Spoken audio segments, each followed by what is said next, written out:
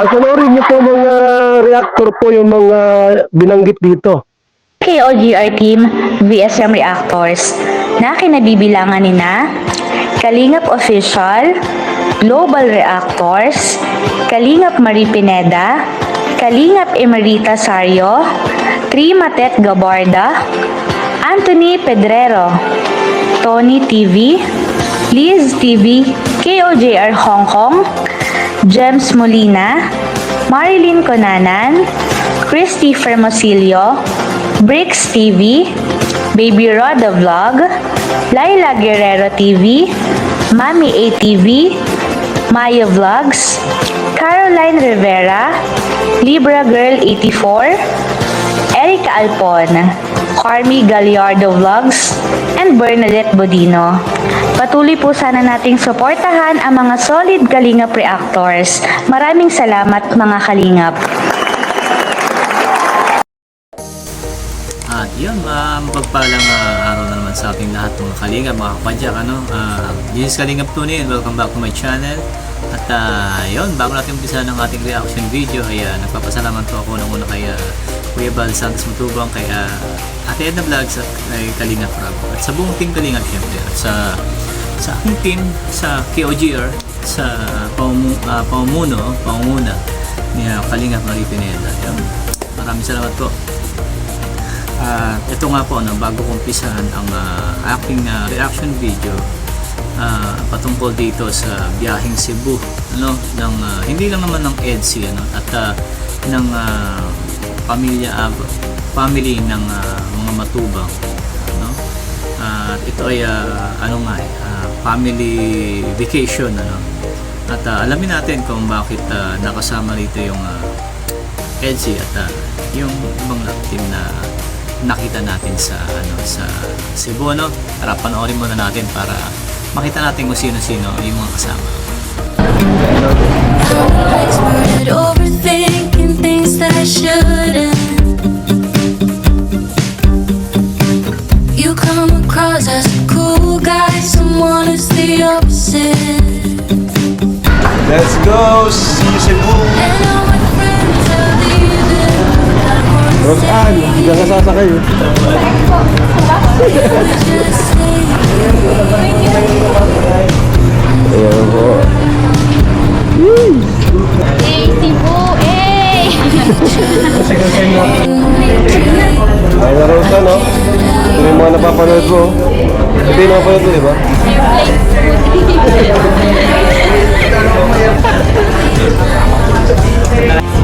Ay grabe guys, ang laki nito. First time ko itong tatlong Ryan, excited ka na? Okay. First time mo ba yung makasakay ang plano? Oo, first time. Kinabahan si Ryan. Kinabahan si Ryan. Ha? Hinihintay ko yung makita yung Mars. Oo, totoo yun. Makikita mo dyan. Sa bandang 6:30, pag nasa ere ka, makikita mo ng mabilisan. Porket first time ko Uy!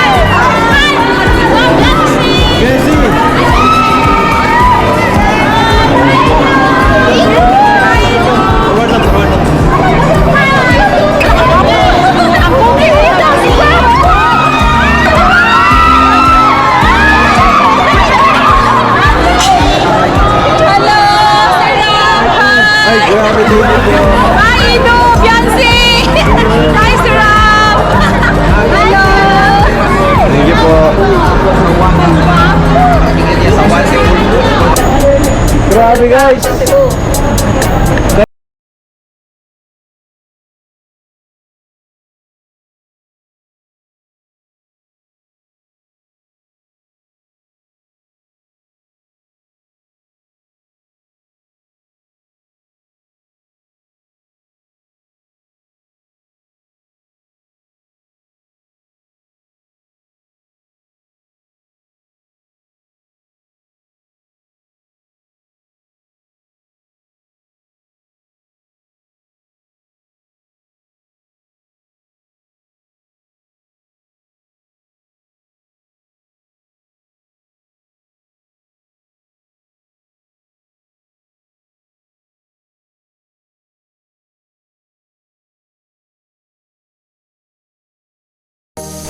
ano, nakakatuwa. At nakita naman natin, ano, nandiyan si Rosan, nandiyan si Sed, no, kasi si Sed is kapatid ni Jack, ano. At syempre kalab team niya si Rosan, kaya pwedeng doon na rin sila gumawa ng serye, no? Kasi sayang naman yung pagkakataon kung hindi nila gagawin, ano? At ang ganda kasi ng lugar. At dito naman, ano, nakita rin naman natin andyan si Kalingap Edu, ano? At kilala naman natin na si Kalingap Edu ay pamangkin ni Ate Edna, no? Kaya syempre part ng family yon, kaya kasama si Kalingap Edu, at syempre ang partner niya si Beyonce. Kaya, di ba, sa mga nagtatanong kung bakit hindi kasama yung ibang love teams, ay yun po yung marahil, ano, na dahilan. At saka sa ibang pagkakataon naman po ay pinipilit ni Kalinga Prab na isama lahat, ano. Kaya sa mga hindi po nakasamang love team, ay marami pa naman pong panahon, hindi naman po yan na pilian, ano. Yan ay na inaayon o binabase sa pagkakataon, kagaya niyan, family outing. Hindi mo po pwedeng laging kasama lahat ng hindi miyembro ng lehitimong pamilya, no? Yun lang naman po ang opinion ko at sa tingin ko, no? Kasi alam naman natin na pagkalingap is family, pero iba kasi to, no? Dugo sa dugo, kumbaga. Parang kaya naman nasama siyang love team, sayang din naman pagkakataon. And isa pa, bukod sa family outing at partner nila ang mga kasama, kaya sinulit na lang din. At saka hindi naman din si Kalinga Prab ang sumagot yan, kundi may sponsors din. Kaya sa mga medyo nagtatampo kung bakit sila Beyonce lang at si Rosan lang nakasama, kaya huwag po magtampo dahil maraming pagkakataon, mahaba pa po ang panahon na tatahakin ng mga magkakasama ng mga yan. Huwag po natin bigyan ng kulay, huwag po natin bigyan ng issue yung mga bagay na yan, ano po. At yun, ako napagawa po ng reaction video dito pero hindi po talaga totally sa hindi lang po dahil sa love team, ano. Ako yung napagawa ng reaction video dahil napakaganda ng lugar na pinuntahan nila, no. Mas marami siyang activity, ano, mas marami siyang aktibidad na ginagawa doon kaysa doon sa Palawan, no. Maganda rin naman ang Palawan, ano. Wala ka rin namang maitatapon na lugar sa Palawan, pero parang ibang level ang ang Cebu, ganda. At makikita mo na talagang nagkakaisa sila, at saka napakasaya ng bonding ng pamilya na to. Hindi lang dahil kalingap sila, no? Kasi yung lakad na yan na pamilya, kita natin yung pagkakaisa nila bilang isang pamilya. Yun, nakakatuwa. Dagdag mo pa dyan yung sponsor, no? Kaya shoutout po kay Sir Leo D na talaga namang full support kay Beyonce, ano. Parang parang prinsesa ng ang trato niya rito, no? At nakita naman natin kung gaano kalalaki yung bodyguard ni Beyonce na pinadala ni Sir Leo D. Grabe. Ito si Sir Leo D, idol. Sobrang idol po ito. Napaka-humble na tao, hindi nagpapakilala, at alam mo yun, walang ibang hangad kung hindi kaligayahan at na para kay Beyonce at sa pamilya niya. At sabi naman ni Beyonce na hindi dahil sa kalingap hindi niya mararanasan ito, nakahandang sumuporta hindi lang naman si Sir Leo D, marami pang iba, pero dito kasi na-highlight si Sir Leo D kasi talaga namang grabe yung pa-bodyguard, no? Then kita naman natin paglabas ng airport mismo, may sumundo, may sariling driver, may sasakyan, naka-imprenta ang Kuya Bal Santos Matubang, wala ka nang hahanapin. Grabe. Sobrang supportive nitong si Sir Leo D.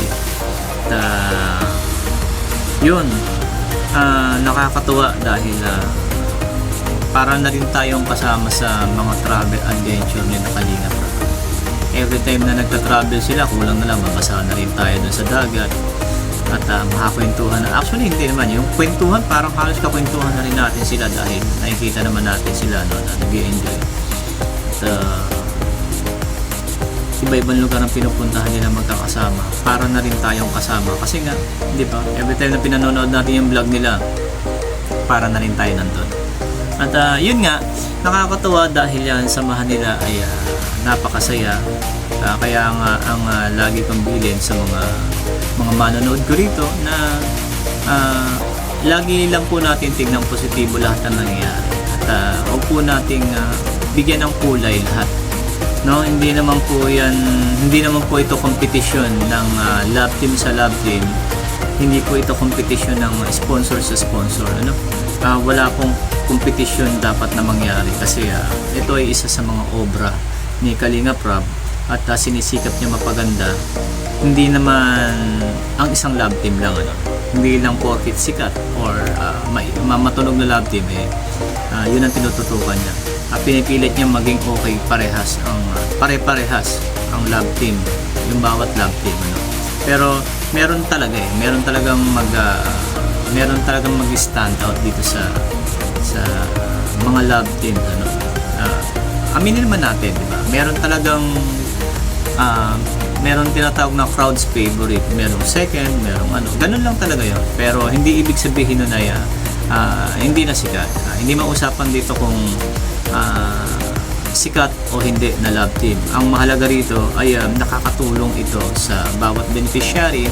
Siyempre doon sa mismong nando sa love team, ano, malaki natutulong nito kasi ang alam naman natin ang love team ay isa dyan ay beneficiary, ano, at yung beneficiary na yon ang higit na natutulungan nitong love team kasi di ba sa sponsorship na nakukuha sa mga pinadadalang mga package na sponsor, sino bang panalo rito? Di ba yung beneficiary, which is yun naman ang gusto mangyari ni Kalingap Rob at nila Kuya Bal, ano, na manalo ang beneficiary. Yung sa mga Kalingap na napapartner at nagiging okay, bonus na lang sa kanila yun kasi andyan naman sila hindi for the love team, ano, andyan sila para maglingap, sumama sa Kalingap, tumulong, no? Yan, naging bonus na lang yan kasi lately lang naman yan nangyari, di ba? Hindi nila inaasahan na mangyayari. Kaya yun, huwag po natin bigyan ng kulay, huwag po natin gawing issue ang bawat nangyayari.